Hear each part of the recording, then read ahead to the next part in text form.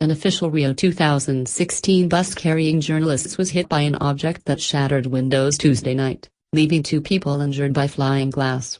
Passengers threw themselves to the floor after something hit the vehicle and blew out 2 windows. One U.S. journalist later stated her belief that the bus came under fire from a handgun.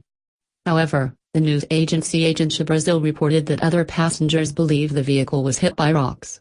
The incident happened on day 4 of the games after the vehicle left the youth arena in Deodoro around 7:30 p.m. to make the 50-minute journey to the media center at the Olympic Park in Barra de Tijuca.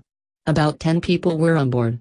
Lee Michelson, a retired U.S. Air Force captain and basketball correspondent who was on the bus, gave a first-hand account of the incident in a blog for hoopfeed.com, the basketball website for which she writes. She said the bus came under gunfire while traveling along the Trans-Olympic Highway, which was built for the Games. The highway is reserved for Olympic priority traffic until the Games are over, so we were moving along at a pretty good clip, making good time.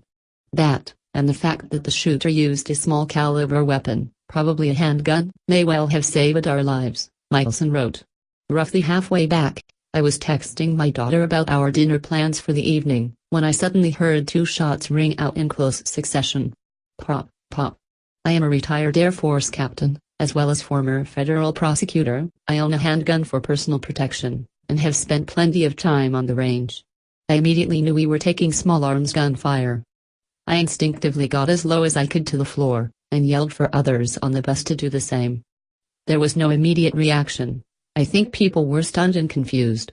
Everyone hit the deck as glass and 2 of the large windows on the bus began to shatter, she said. Everyone hit the deck and the driver started slowing down to pull over.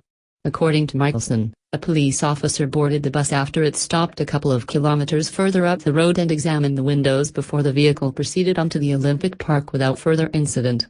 Michelson said Artur Szal, a broadcaster from Belarus, suffered cuts to his hand from the glass, and Kankat Akmaz, an Olympic volunteer from Turkey, had a gash on his arm.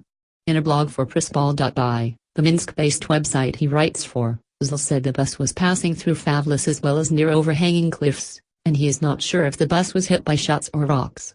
In a statement, the organizers of the games shared details of the driver's report on the incident.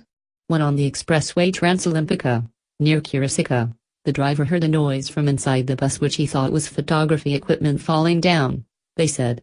Immediately, he looked in the rearview mirror and noticed that the passengers were lying on the ground. He continued to drive for a few meters until he saw a police car and stopped. According to the organizers, the driver then noticed that 2 windows were broken, and resumed the route under the escort of the police car. After arriving at the media center, he found that 2 passengers had minor injuries caused by broken glass. The driver is due to provide a statement to police, who will also inspect the bus. Meanwhile, said the organizers, Army and military police patrols are being increased in the area.